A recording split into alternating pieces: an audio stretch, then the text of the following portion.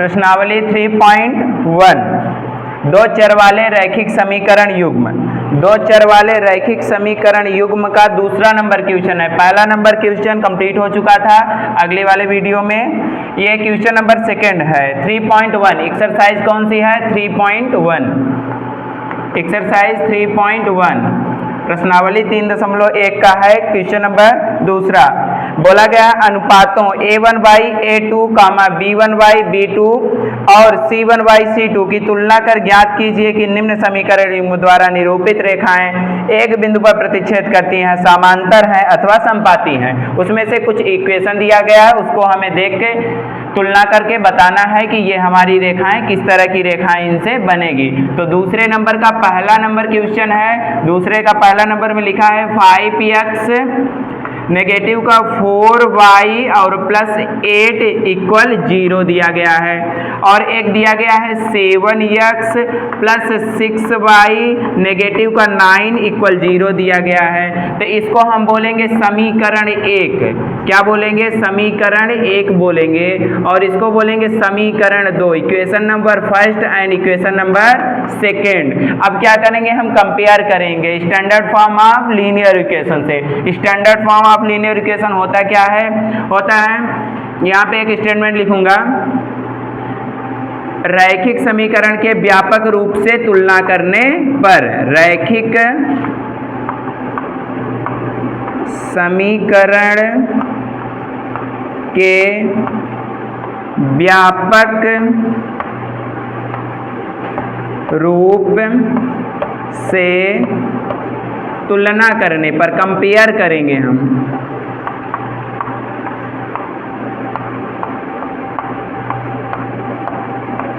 रैखिक समीकरण के व्यापक रूप से तुलना करने पर, now we are compare to standard form of linear equation. अब कंपेयर कैसे करेंगे? पहले इक्वेशन नंबर फर्स्ट से कंपेयर करके जो वैल्यू आएगी a1, b1 और c1 की वैल्यू लिखेंगे और फिर इक्वेशन नंबर सेकंड करेंगे। तो समीकरण 1 से तुलना कर रहे हैं। समीकरण 1 से तुलना करेंगे तो स्टैंडर्ड फॉर्म क्या होता है लीनियर इक्वेशन का? तो स्टैंडर्ड फॉर्म होता है a1x + b1y + c1 = 0 होता है। तो इससे मुझे अगर मैं कंपेयर करता हूं तो a1 की वैल्यू 5 आती है और b1 की वैल्यू जो आती है वो नेगेटिव का 4 आएगी और c1 की वैल्यू कितनी आएगी? 8 आएगी। तो a1 की वैल्यू जो है वो लिखेंगे हम 5 एंड b1 की वैल्यू कितनी आई है? नेगेटिव का 4। यहाँ से देखकर लिखते जाएंगे यहाँ से। और c1 की वैल्यू 8, तो c1 = कितना आ गया? 8 आ गया है हमारा। अब उसके बाद हम क्या करेंगे? दूसरे समीकरण से तुलना करेंगे। तो दूसरा समीकरण क्या है हमारा? 7x + 6y और नेगेटिव का 9 = 0 दिया गया है। तो इसके रैखिक समीकरण के व्यापक रूप से तुलना करेंगे तो a2x लिखेंगे, क्योंकि a1 और b1 c1 पहले से ऑलरेडी एग्जिट है तो उससे दूसरा ले लेंगे, a2 ले लेंगे। और यहाँ पे लिखूंगा +b2y और +c2 = 0 लिखूंगा। तो मैं क्या लिखूंगा यहाँ? इससे देख के क्या पता चला है? a2 की वैल्यू कितनी है? a2 की वैल्यू मेरे पास 7 है। और b2 की वैल्यू कितनी है? b2 की वैल्यू मेरे पास 6 है। c2 की वैल्यू देखेंगे तो c के ऊपर क्या लिखा हुआ है? नेगेटिव का 9 लिखा है, तो नेगेटिव का 9 लिखूंगा। ये हो गया हमारा। अब उसके बाद क्या करूंगा?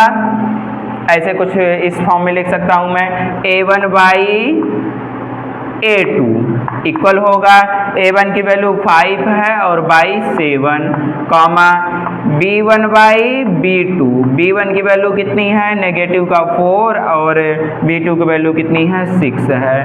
और c1/c2, तो c1 की वैल्यू कितनी है? c1 की वैल्यू है 8 और c2 की वैल्यू कितना है? नेगेटिव का 9। कुछ अगर कट रहे हैं तो काट सकते हैं, जैसे इसको काट रहा है कट सकता है, यहाँ पे 2 आ जाएगा और यहाँ पे 3 आ जाएगा। 2 2 जा 4 और 2 3 जा 6, ये नेगेटिव यहाँ पे लगा रहेगा, नेगेटिव। अब हम देखेंगे, तुलना करेंगे कि कौन सी रेखा बनेगी इससे। तो यहाँ पे लिख रहा हूं मैं कि 5/7 = नेगेटिव का 2/3, क्या ये दोनों हमारे इक्वल हैं? हमें तो नहीं दिख रहा है इक्वल, तो इक्वल नहीं है, तो डज नॉट इक्वल। जब ये दोनों इक्वल नहीं है तो हम लिख सकते हैं एक इसकी वैल्यू है a1/a2 is not equal to b1/b2 के। अब a1/a2 is not equal to b1/b2 कौन सी रेखा बनती है इससे? तो इससे हमसे बनती है प्रतिच्छेद करती हुई रेखाएं, केवल और केवल एक हल। तो किस तरह की रेखा बनेगी? प्रतिच्छेद करती हुई रेखा, प्रतिच्छेद करती हुई रेखा इसमें पूछा गया है, तो लिख देते हैं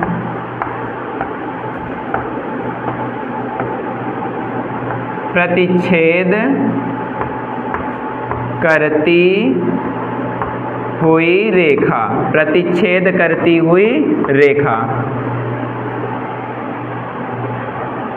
ये हमारा क्वेश्चन नंबर दूसरे का पहला नंबर कंप्लीट होता है।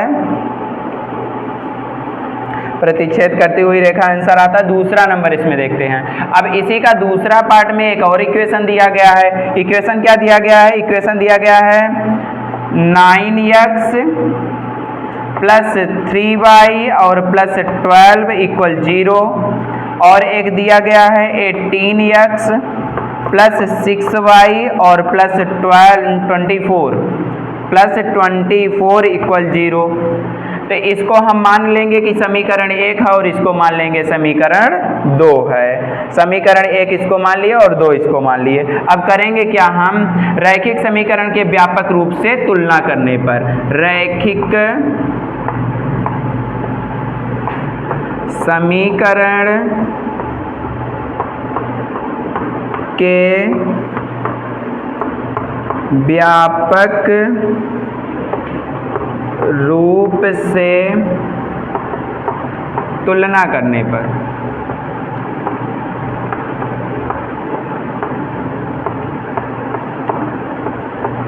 Now we are compare to standard form of linear equation. अब हम तुलना करेंगे तो समीकरण 1 का पहले करेंगे, तो लिखेंगे समीकरण 1 से, समीकरण 1 से, समीकरण 1 से तुलना करेंगे तो a1 b1 c1 की वैल्यू पता चलेगी मुझे। तो एक क्वेश्चन नंबर फर्स्ट लिखता हूँ 9x प्लस कितना 3y और प्लस 12 इक्वल 0 लिखूंगा। यहाँ पे लिखूंगा a1x प्लस b1y और प्लस c1 इक्वल 0। इससे मुझे पता चल गया कि a1 की वैल्यू कितनी है 9 है, और b1 की वैल्यू कितनी है मेरे पास 3 है, और c1 की वैल्यू कितनी है मेरे पास 12 है। इतना समझ में आ गया होगा।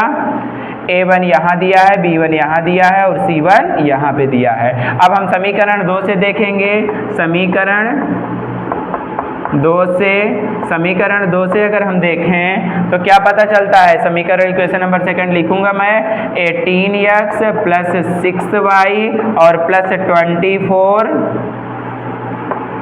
इक्वल 0 करूंगा। स्टैंडर्ड फॉर्म का लिखूंगा, व्यापक रूप लिखूंगा a2x plus b2y plus c2 equal 0 हो जाएगा।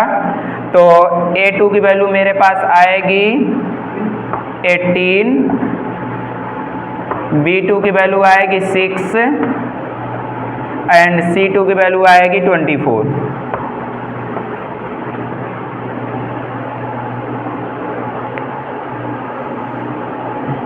9x plus 3y plus 12, 18y plus 6y plus 24, ये दिया गया equation number first and second हो गया। इक्वेशन नंबर फर्स्ट में हम a1 और b1 और c1 की वैल्यू पता कर लिए, और इक्वेशन नंबर सेकंड ये दिया गया था a2 और b2 और c2 की वैल्यू पता चल गया।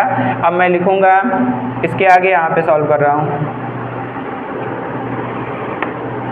तो यहाँ पे हम लिखेंगे a1/a2 इक्वल क्या हो जाएगा? a1/a2 हो जाएगा 9/18 कॉमा करेंगे, b1/b2 करेंगे, तो b1 की वैल्यू मेरे पास 3 है और 6 है, तो 3/6 लिखूंगा, और c1/c2 देखेंगे तो 12/24 हो जाएगा। c1/c2 इक्वल हो जाएगा 24 हो जाएगा। इसको हम हाफ कर सकते हैं, 9 1 जा 9, 9 2 जा 18, 3 1 जा 3, 3 2 जा 6 और 12 1 जा 12, 12 2 जा 24। तो सारी की वैल्यू 1/2 1/2 1/2 आया, तो मैं ऐसे लिख सकता हूँ कि 1/2 इक्वल होगा 1/2 इक्वल होगा 1/2 के। मीन्स हम कह सकते हैं कि A1/A2 इक्वल है B1/B2 के और इक्वल है किसके, C1/C2 के। तब हम इस तरह की अगर रेखा कोई अनुपात आता है कि तीनों अनुपात बराबर हैं, A1/A2, B1/B2 और C1/C2, तो क्या होता है, तो होता है संपाती रेखाएं होती हैं। इस तरह से क्या होता है, अनेक हल मिलते हैं और संपाती रेखाएं होती हैं। संपाती रेखाएं, संपाती रेखा इसका आंसर होगा, संपाती रेखा बनेगी इस इक्वेशन से। संपाती रेखा कुछ इस तरह होती है, कोई ये भी रेखा है, इसी के ऊपर कोई दूसरी रेखा हम खींच देते हैं PQ, तो ये क्या हो जाएगी हमारी P और Q, तो ये हो जाएगी संपाती रेखा। क्वेश्चन नंबर दूसरे का दूसरा नंबर भी खत्म होता है, इसको इरेज कर रहे हैं।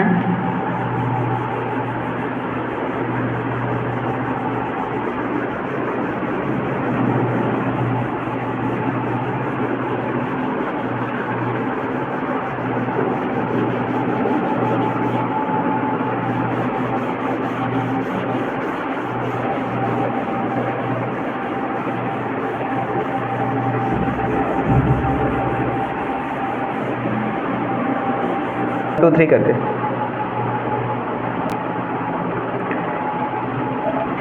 क्वेश्चन नंबर सेकंड का थर्ड पार्ट, तीसरा और लास्ट है ये क्वेश्चन नंबर सेकंड का, ये लास्ट क्वेश्चन है। बोला गया है, दिया गया है 6x नेगेटिव का 3y और प्लस 10 इक्वल 0 दिया गया है, और फिर दिया गया है 2x नेगेटिव का y प्लस 9 इक्वल क्या दिया गया है, फिर 0 दिया गया है। इसमें करेंगे क्या, हम इसको मान लेते हैं इक्वेशन नंबर फर्स्ट है और इसको मान लेते हैं इक्वेशन नंबर सेकंड है। मीन्स समीकरण 1 और समीकरण 2, इसको लिख दे रहा हूं समीकरण 1, समीकरण को इंग्लिश में इक्वेशन बोलेंगे, समीकरण 1 और ये समीकरण 2 है। उसके बाद देखेंगे हम कि equation number first and second बन गया। अब हम रैखिक समीकरण के व्यापक रूप से तुलना करेंगे।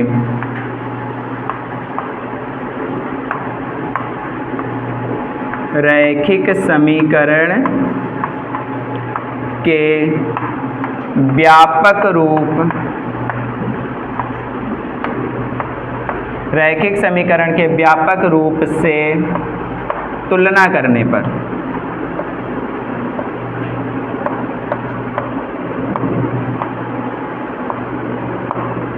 तुलना करने पर रैखिक समीकरण के व्यापक रूप से तुलना अगर करते हैं तो क्या लिखा है, समीकरण 1 का करूंगा पहले,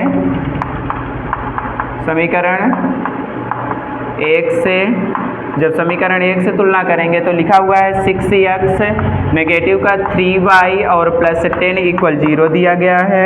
तो हम लिखेंगे a1x प्लस b1y और प्लस c1 इक्वल 0। इससे मुझे मिलेगा क्या, a1 की वैल्यू 6 मिल जाएगी और b1 की वैल्यू कितना मिलेगी, नेगेटिव का 3 मिल जाएगा, और c1 की वैल्यू कितनी मिलेगी, तो 10 मिल जाएगी। इतना समझ में आ गया होगा। इक्वेशन नंबर फर्स्ट एंड ये b1 a1 b1 और c1 पता चल गया मुझे। अब मैं लेता हूँ समीकरण 2, समीकरण 2 से equation number second, from equation number second. अब मैं क्या करूँगा, अब इक्वेशन लिखूंगा। इक्वेशन क्या है हमारा, 2x है नेगेटिव का y प्लस 9 इक्वल 0 दिया गया है। स्टैंडर्ड फॉर्म लिखेंगे इसका, तो a2x प्लस b2y और प्लस c2 इक्वल 0 होगा। इससे मुझे देखने को मिल रहा है कि a2 की वैल्यू कितनी है, a2 की वैल्यू 2 है, और b2 की वैल्यू कितनी है, b2 की वैल्यू कितनी है, b2 की वैल्यू नेगेटिव का 1 है। जहाँ कोई भी नंबर नहीं है वहाँ पे 1 होगा। ऑलरेडी इसका कोफिशिएंट 1 होता है, गुणांक जो है 1 ही रहता है। c2 की वैल्यू कितनी हो जाएगी, c2 की वैल्यू 9 हो जाएगी। a1 b1 c1 पता चल गया, a2 b2 c2 पता चल गया। अब मैं क्या करूँगा, कुछ इस फॉर्म में लिखूँगा, a1 by a2 equal a1 की वैल्यू 6 हो जाएगी, a2 की वैल्यू 2, कॉमा करेंगे b1 बाई b2, b1 की वैल्यू 3 हो जाएगी और b2 की वैल्यू कितना है, नेगेटिव का 1 है। और C1 बाई C2, C1 की वैल्यू 10 हो जाएगी, C2 की वैल्यू 9 हो जाएगी। अब हम इसको लिख सकते हैं कि 6/2 जो है वो इक्वल है 3 बाई नेगेटिव का 1 के, क्या इक्वल है? नहीं इक्वल है। जब ये नहीं, इसको अगर हम काट दें तो इक्वल हो जाएगा। यहाँ लिखता हूँ 10/9, कुछ इस फॉर्म में लिखता हूँ, इसको मैं काट देता हूँ, यहीं पे काट देता हूँ। 3 1 जा 3, 2 1 जा 2, 2 3 जा 6 हो जाएगा।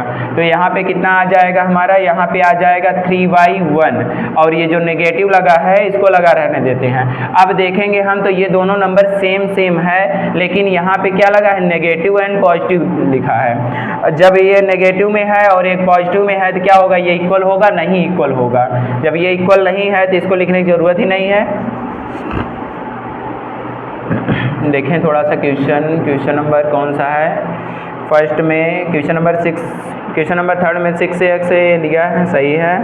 और क्वेश्चन नंबर सेकंड में भी नेगेटिव का है, ठीक है, ये तो सही लिख रहा है। उसके बाद A1 की वैल्यू सही है, B1 की वैल्यू सही है, C1 की वैल्यू सही है, और A2 की वैल्यू सही है, B2 की वैल्यू भी ठीक है, और C2 की वैल्यू ठीक है। उसके बाद यहाँ 3 में जो है वो भी नेगेटिव लगा हुआ है, तो यहाँ पे भी हम नेगेटिव लगा देंगे। नेगेटिव लगा दिए अगर, इसको इसके आगे से फिर से बता दे रहा हूँ। उसके बाद मैं लिखूँगा ऐसे 3/1 लिखूँगा और इक्वल लिखूँगा, यहाँ पे लिखूँगा नेगेटिव का 3 नेगेटिव का 1 लिखूँगा, और इक्वल लिखूँगा 10/9 लिखूँगा। अब देखता हूँ तो नेगेटिव से नेगेटिव कैंसिल आउट हो जाता है, तो होगा क्या हमारा? 3/1 इक्वल हो जाएगा 3/1 इक्वल हो जाएगा 10/9। अब हम देखेंगे कि ये दोनों तो इक्वल दिख रहा है मुझे, लेकिन ये C1/C2 वाला इक्वल नहीं है। हम ऐसे लिख सकते हैं A1/A2 इक्वल है B1/B2 के, और डज नॉट इक्वल है C1/C2 के। मीन्स ये दोनों इक्वल हैं लेकिन ये इक्वल नहीं है। इस तरह का अगर अनुपात होता है तो समांतर रेखा बनती है, समांतर रेखा बनती है, समांतर रेखा। इससे हमारा समांतर रेखा बनेगी। समांतर रेखा कुछ इस तरह की होती है। मान लेते हैं ये A और B एक रेखा है, और एक और रेखा मान लेते हैं यहाँ पे P है और यहाँ पे Q है। इन दोनों के प्रत्येक बिंदु पर जो दूरी रहती है वो समान होती है, बीच की जो दूरी होती है इक्वल रहती है, कहीं भी थोड़ा कम या ज़्यादा नहीं होती। इस तरह की रेखा को हम समांतर रेखा बोलते हैं, और इसका अनुपात कुछ इस तरह का होता है। ये भी खत्म हो गया। क्वेश्चन नंबर थर्ड पे आते हैं। क्वेश्चन नंबर सेकंड समाप्त होता है।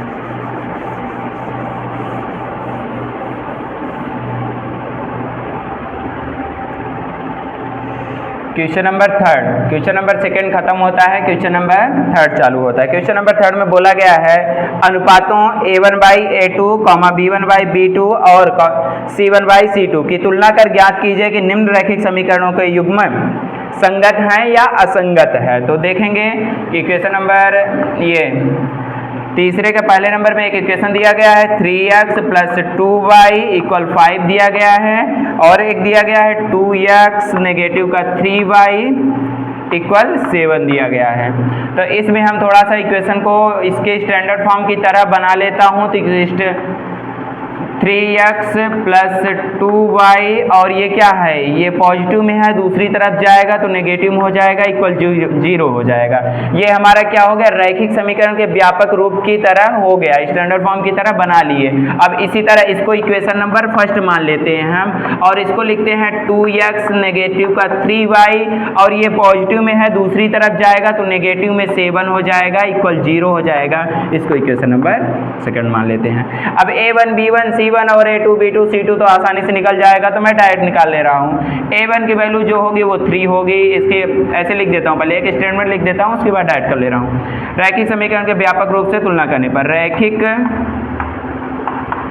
समीकरण के व्यापक रूप से तुलना करने पर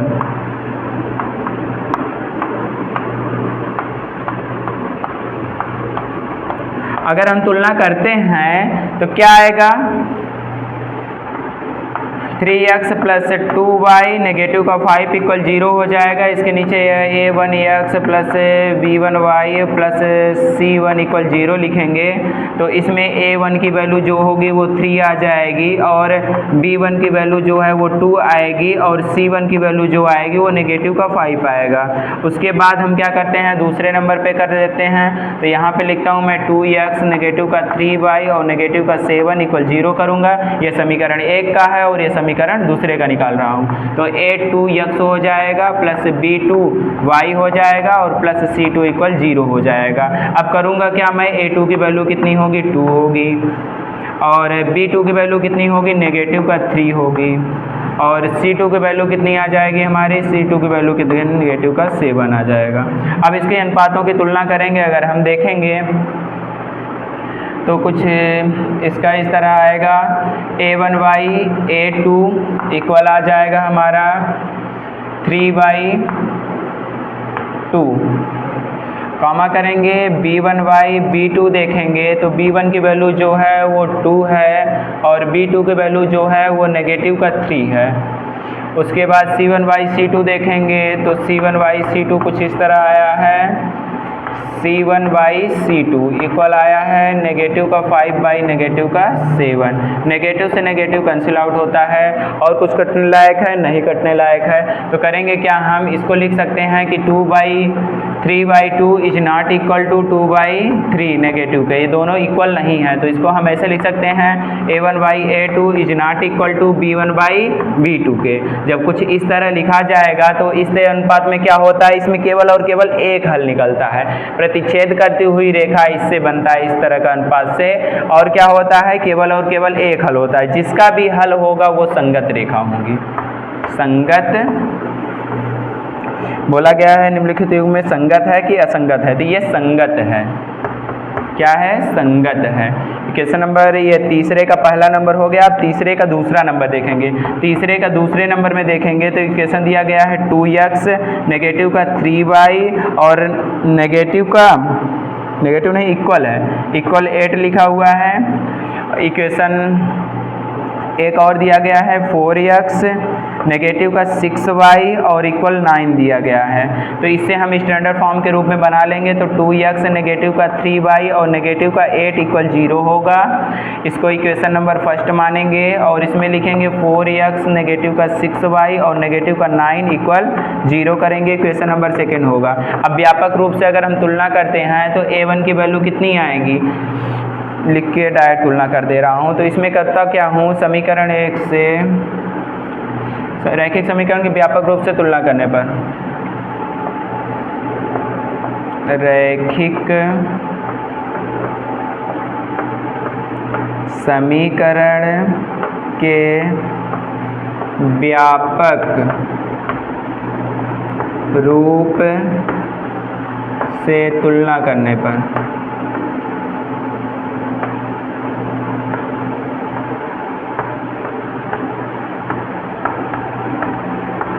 तुलना करने पर जब भी हम तुलना करेंगे तो क्या होगा, इधर तुलना कंपेयर करते हैं। Now we are compare to standard form of linear equation. तो यहाँ पे मैं लिखूँगा 2x नेगेटिव का 3y और नेगेटिव का 8 इक्वल 0 करूँगा। तो इसके स्टैंडर्ड फॉर्म a1x हो जाएगा प्लस b1y हो जाएगा प्लस c1 इक्वल 0 होगा। a1 की वैल्यू आएगी 2 और b1 की वैल्यू आएगी नेगेटिव का 3 एंड c1 की वैल्यू आएगी नेगेटिव का 8। ये हो गया। अब इक्वेशन नंबर सेकंड लिख ले रहा हूँ। इक्वेशन नंबर सेकंड लिखा हूँ 4x नेगेटिव का 6y नेगेटिव का 9 इक्वल 0 होगा।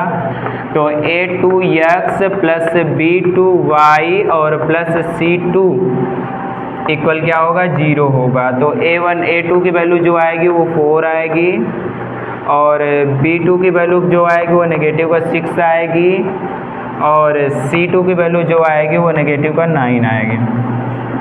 अब हम इस फॉर्म में लिख सकते हैं a1/a2 इक्वल लिख सकता हूँ 2/4 और कॉमा लगा के लिखूँगा b1/b2, तो b1 की वैल्यू है नेगेटिव का 3/b2 की वैल्यू है मेरे पास b2 की वैल्यू है नेगेटिव का 6 और c1/c2 देखेंगे तो c1/c2 इक्वल आएगा नेगेटिव का 8/नेगेटिव का 9। नेगेटिव से नेगेटिव कैंसिल आउट होता है, यहाँ से नेगेटिव कैंसिल आउट होता है।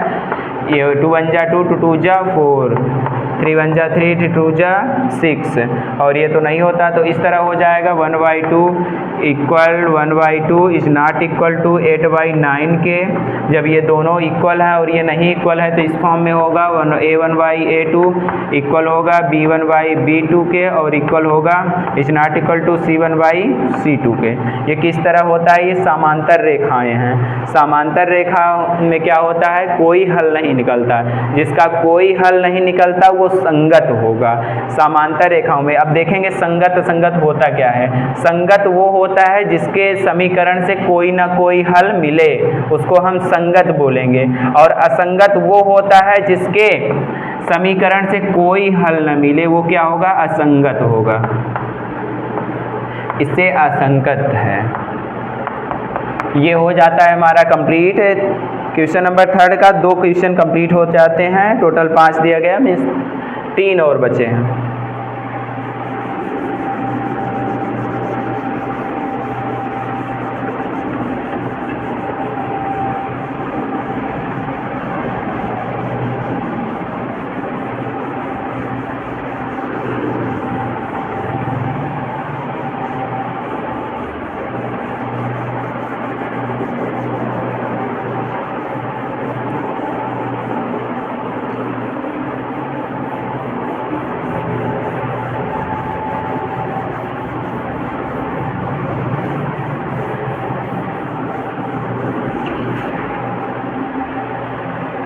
क्वेश्चन नंबर 3 का तीसरा नंबर क्वेश्चन दिया गया है। तीसरे का तीसरा नंबर, 3 का 3rd पार्ट।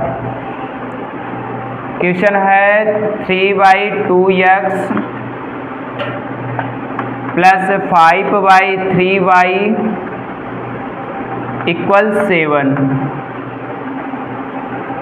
और एक दिया गया है 9x नेगेटिव का 10y इक्वल 14। इसके हम स्टैंडर्ड फॉर्म के जैसा बना लेंगे। बनाएंगे कैसे? लिखेंगे 3x/2 प्लस 5y/3 नेगेटिव का 7 इक्वल 0। ये हो गया हमारा समीकरण 1। 9x नेगेटिव का 10y और नेगेटिव का 14 इक्वल 0 हो गया। ये हो गया समीकरण 2। अब हम रैखिक समीकरण के व्यापक रूप से तुलना करने पर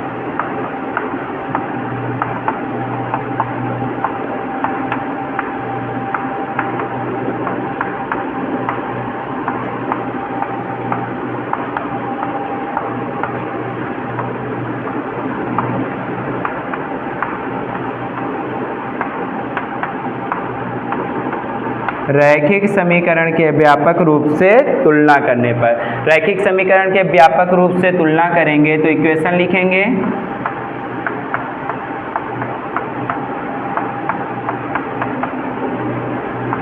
a1x plus b1y plus c1 equal 0। a1 की वैल्यू जो आएगी वो 3/2 आएगी, b1 की वैल्यू जो आएगी वो 5/3 आएगी एंड c1 की वैल्यू जो आएगी वो आएगी नेगेटिव का 7।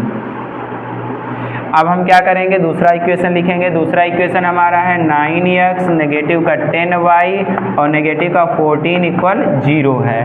तो इसमें हम लिखेंगे क्या?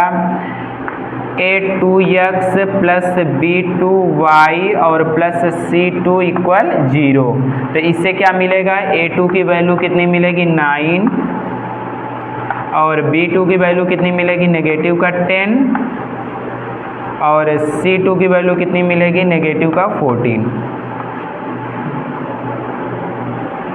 इसमें हम करेंगे क्या? ऐसे लिखेंगे a1/a2। तो a1 की वैल्यू मेरे पास कितनी है? A1 की वैल्यू है 3/2 और टोटल फिर बटे कितना है 9। तो इसको हम कुछ इस तरह लिख सकते हैं 3/2 और जो ये डिवाइड में 9 है इसको हम क्या करेंगे 1/9 कर देंगे, लेकिन मल्टीप्लाई में कर देंगे। जो डिवाइड में 9 है इसको क्या करेंगे हम मल्टीप्लाई में कर देंगे। देखो ये क्या होता है डिवाइड का सिंबल होता है और ये भी डिवाइड का है तो 3/2 लिखा रहने देते हैं और ये जो डिवाइड में है इसको मल्टीप्लाई में कर देंगे तो 1/9 हो जाएगा। अब इसको हम काट सकते हैं 3 1 जा 3, 3 3 जा 9, तो ये हमारा आंसर आएगा 1/3 2 जा 6। ये हो गया। अब B1/B2, B1 की वैल्यू क्या दिया गया है 5/3 और B2 की वैल्यू कितना दिया गया है 10। फिर से उसी तरह करेंगे 5/3 एज इट इज लिखा रहने देंगे। जो 10 है वो इसका मतलब होता है डिवाइड, भाग, भिन्न का भाग कैसे किया जाता है उसको गुणा में बदल दिया जाता है और उसकी संख्या को पलट दिया जाता है। तो बटे 1 तो छिपा रहता है तो उसको क्या किए हम गुणा में कर दिया और उसकी संख्या को पलट दिए। 5 1 जा 5 हो जाएगा और इसको काट सकते हैं 5 1 जा 5, 5 2 जा 10, मीन्स क्या आ जाएगा 1/6 आ जाएगा। अब C1/C2 निकालेंगे, C1/C2, C1/C2 सिंपल दिया गया है, नेगेटिव का 7 बाई नेगेटिव का 14 दिया गया है, नेगेटिव से नेगेटिव कैंसिल आउट हो जाएगा और 7 1 जा 7 और 7 2 जा 14, मीन्स 1/2 आ गया। अब इसको हम कंपेयर करेंगे तो ये दोनों इक्वल है लेकिन ये इक्वल नहीं है, तो ऐसे लिखेंगे 1/6 equal 1/6 is not equal to 1/2। इसमें ऐसे लिखेंगे A1/A2 इक्वल B1/B2 और is not equal to C1/C2। तो इस तरह की रेखाएं क्या होती है समांतर रेखाएं होती है और समांतर रेखा में क्या होता है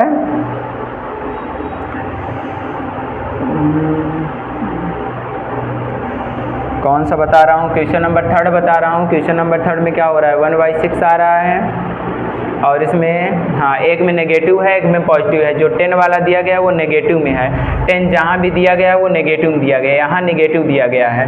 जब ये B2 की वैल्यू जो दिया गया है वो 10 नेगेटिव में है तो यहाँ भी नेगेटिव हो जाएगा, यहाँ पे नेगेटिव हो गया तो कौन से वाले में आएगा ये भी नेगेटिव आ जाएगा।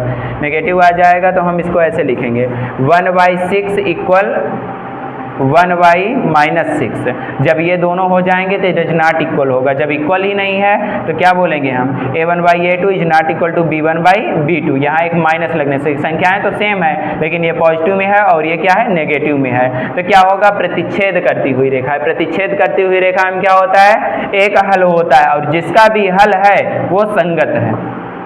ये क्या होगा संगत है, ये भी संगत है। क्वेश्चन नंबर 3 का तीसरा नंबर 3 खत्म हो जाता है, 4th और 5th बचता है। 4th नंबर यहाँ पे बता रहा हूँ। 4th नंबर 5x नेगेटिव का 3y इक्वल 11 दिया गया है। इसको और एक दिया गया है नेगेटिव का 10x plus 6y equal negative का 22 दिया गया है। इसमें हम करेंगे क्या यहाँ लिखेंगे 5x नेगेटिव का 3y और इसको इस साइड ले जाएंगे तो नेगेटिव का 10 इक्वल 0 हो गया। स्टैंडर्ड फॉर्म के फॉर्म में हो गया और इसको लिख सकते हैं हम नेगेटिव का 10x और प्लस 6y और नेगेटिव में है इधर आएगा पॉजिटिव में 22 इक्वल 0 हो जाएगा। अब हो गया equation number 1 and equation number 2। अब तुलना करेंगे रैखिक समीकरण के व्यापक रूप से तुलना करने पर। रैखिक समीकरण के व्यापक रूप से तुलना करने पर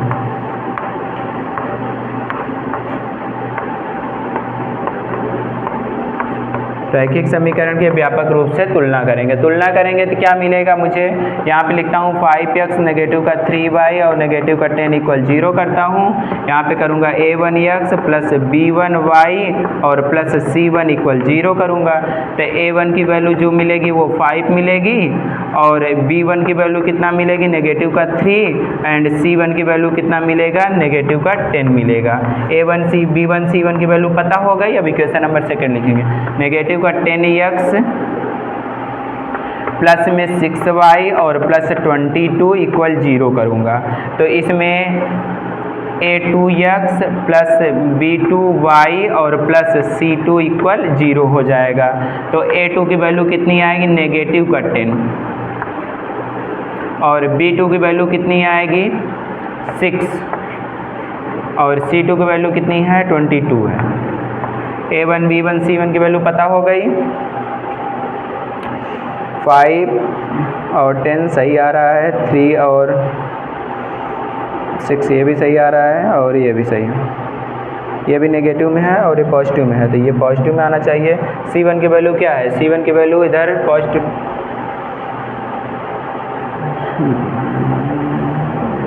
तीसरा नंबर बता रहा हूँ क्वेश्चन, चौथा नंबर में c1 की वैल्यू कितना दिया गया है, इक्वेशन दिया गया है यहाँ पे 11 है, यहाँ पे 11 है, यहाँ पे 11 है, तो यहाँ पे भी 11 ही होगा। और इक्वेशन नंबर फर्स्ट को यहाँ पे लिखा हूँ तो यहाँ पे नेगेटिव का 11 हो जाएगा, नेगेटिव का 11 हो जाएगा, तो इधर c1 की वैल्यू नेगेटिव का 11 आएगा। उसके बाद सारा सही। इतना हो गया। अब हम क्या करेंगे, इक्वेशन नंबर फर्स्ट में जो यहाँ 10 दिया था वहाँ 11 दिया गया है किताब में, हो गया। इसके बाद हम कंपेयर करेंगे।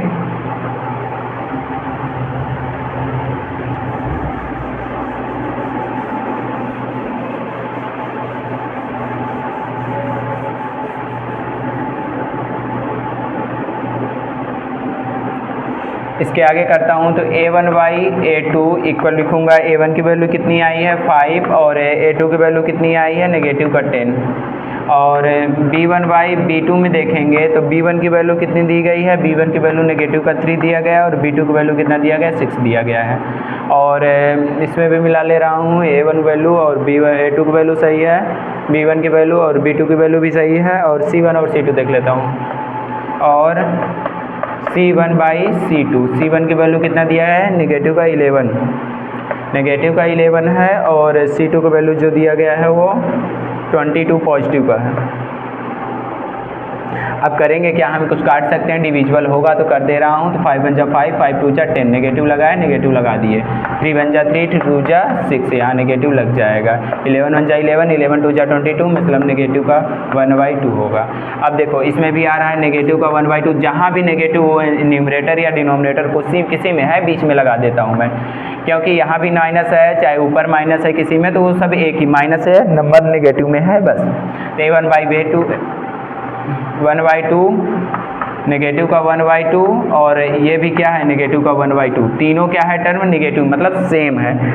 तो मैं ऐसे लिख सकता हूँ a1/a2 इक्वल b1/b2 और इक्वल c1/c2। तो इस तरह के अगर कोई भी इक्वेशन अनुपात होता है, तीनों बराबर रहते हैं, तो क्या होता है समपाती रेखाएं होती हैं, और समपाती रेखा में अपरिमित रूप से अनेक हल होता है, और जिसका भी हल है वो क्या है संगत है। तो ये क्या होगा हमारा संगत है। अब एक लास्ट क्वेश्चन बचा हुआ है 5 नंबर बताने के बाद क्वेश्चन नंबर ये 3 खत्म हो जाता है। 5 नंबर बताना स्टार्ट कर रहा हूँ।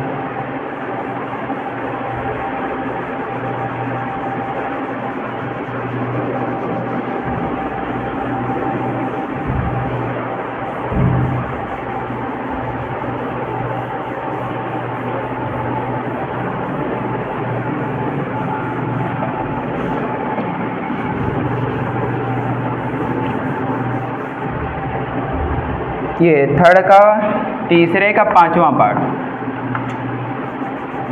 क्वेश्चन नंबर 3rd है, उसका 5वां नंबर दिया गया है 4/3x प्लस 2y और इक्वल 8।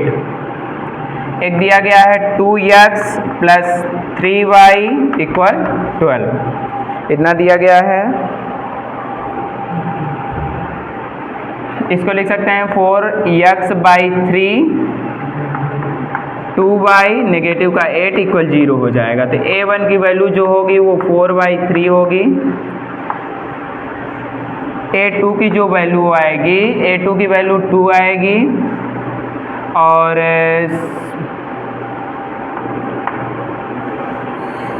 ये कहाँ क्या करते हैं,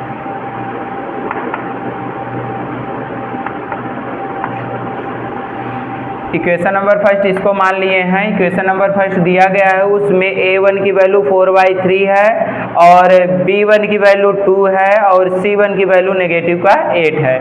इक्वेशन नंबर सेकंड इससे स्टैंडर्ड फॉर्म के फॉर्म रूप में बना लेता हूँ और ये प्लस में है, उस साइड जाएगा तो नेगेटिव का 12 हो जाएगा, इक्वल 0 हो जाएगा। इसको तुलना अगर करेंगे रैखिक समीकरण के व्यापक रूप से, तो रैखिक समीकरण के व्यापक रूप से अगर हम तुलना करते हैं तो क्या होगा, इसमें मैं लिखूंगा, डायरेक्ट कर दे रहा हूँ इसको भी, इसमें लिखूंगा a2 की वैल्यू जो आएगी वो आएगी 2 और b2 की वैल्यू जो आएगी वो 3 आएगी और c2 की जो वैल्यू आएगी वो नेगेटिव का 12 आएगा। रैखिक समीकरण के व्यापक रूप से उसी तरह लिख के भी कर सकते हैं। तो अब डायरेक्ट निकाल दिया हूँ, उसके बाद करूँगा क्या, a1/a2 इक्वल क्या आएगा 4/3 और बाई 2 आएगा। इसको भी सेम उसी तरह करेंगे, क्या करेंगे 4/3 लिखा रहने देंगे, ये क्या है डिवाइड में है, तो जो भी डिवाइड में फ्रैक्शन में रहता है उसको अगर हम मल्टीप्लाई करते हैं तो नंबर्स को चेंज कर देते हैं। 1/2 कर दिए, 2/1 लिखा था, 2 1 जा 2 2 जा 4, तो ये आ गया a1/a2 की वैल्यू जो आई वो आई कितना 2/3 और b1/b2 इक्वल होगा 2/3 और c1/c2 कितना होगा c1/c2 नेगेटिव का 8 बाई क्या होगा नेगेटिव का 12 होगा, ये कट जाएगा, 4 1 जा 4 4 2 जा 8 और 4 3 जा 12, तो इसका भी कितना c1/c2 की वैल्यू कितनी आ गई 2/3 आ गई। अब एक बार फिर से समझा दे रहा हूँ, फिर से समझाने का मतलब देखो इक्वेशन नंबर ये फर्स्ट और सेकंड दिया गया था, इक्वेशन नंबर फर्स्ट और सेकंड दिया गया था लेकिन स्टैंडर्ड फॉर्म के रूप में नहीं था, तो इसको हम बना लिए, c की वैल्यू जो थी इस साइड आ गई थी तो दूसरे साइड पलट दिए, तो जो भी पॉजिटिव में था वो नेगेटिव में हो गया, इक्वल 0 हो गया। a1 की वैल्यू ये आ गई, अब डायरेक्ट कर दी, इतनी बार किया हूँ अभी तक में समझ में आ गया होगा, तो जैसे अगले बार में कंपेयर करके करते थे वैसे ही लिखना है यहाँ पे रैखिक समीकरण के व्यापक रूप से तुलना करने पर। उसके बाद a1x plus b1y plus c1 equal 0 करेंगे, तो उसके बाद a1 की वैल्यू पता हो जाएगी, b1 की वैल्यू पता हो जाएगी और c1 की वैल्यू पता हो जाएगी। ऐसे ही सेम दूसरे नंबर इक्वेशन में करेंगे तो a2 की वैल्यू डायरेक्ट 2 लिखता हूँ और b2 की वैल्यू 3 और c2 की वैल्यू नेगेटिव का 12 हो गया। अब a1/a2 करेंगे तो a1 की वैल्यू जो दिया गया है वो 4/3 दिया गया है, बाई बटे लगाएंगे और 2 लिखेंगे। अब देखो भिन्न के जो भाग होता है उसमें बदलते कैसे हैं, जैसे 4/3 लिखा है तो वैसे ही लिखा रहेगा, लेकिन जो 2/1 एक नीचे छिपा रहता है, तो जब भाग को गुणा में बदलते हैं, भाग को हल करने का नियम क्या होता है भिन्न के, सब उसको गुणा में बदल देते हैं, तो गुणा में बदलने के लिए क्या करते हैं संख्याओं को पीछे वाली संख्याओं को पलट देते हैं, जैसे जो अंश में है हर में हो जाएगा, जो हर में है अंश में हो जाए। 4/3 ऐसे ही लिखा है जैसे एज इट इज लिखा हुआ है, और 2/1 है तो 2/1 को 1/2 लिखा गया और यहाँ डिवीजन का सिंबल ये डिवीजन में था, यहाँ मल्टीप्लाई कर लिए, 2 1 जा 2 हो गया और 3 1 जा यहाँ 1 टाइम्स गया, 3 1 जा 3 हो गया। a1/a2 की वैल्यू 2/3 आ गई, b1/b2 की वैल्यू दिया गया है 3, इसको काट दिए आ गया c1/c2। अब इतना समझ में आ गया तो हम लिख सकते हैं कि 2/3 इक्वल है 2/3 के इक्वल है 2/3 के, मीन्स a1/a2 इक्वल है b1/b2 के और इक्वल है c1/c2 के। अब हम इसे कह सकते हैं कि ये क्या है संपाती रेखाएं हैं। संपाती रेखाओं में कितने हल होते हैं, संपाती रेखाओं में अनेक हल होते हैं, अपरिमित रूप से अनेक हल, और जिसका हल है वो संगत है, तो ये भी हमारा क्या होगा संगत होगा। इतने में समझ में आया होगा, संगत असंगत समझ में आ गया होगा। संगत वो होगा जिसके हल निकलेंगे, असंगत वो होगा जिसका कोई हल नहीं होगा। ये क्वेश्चन नंबर 3 खत्म होता है।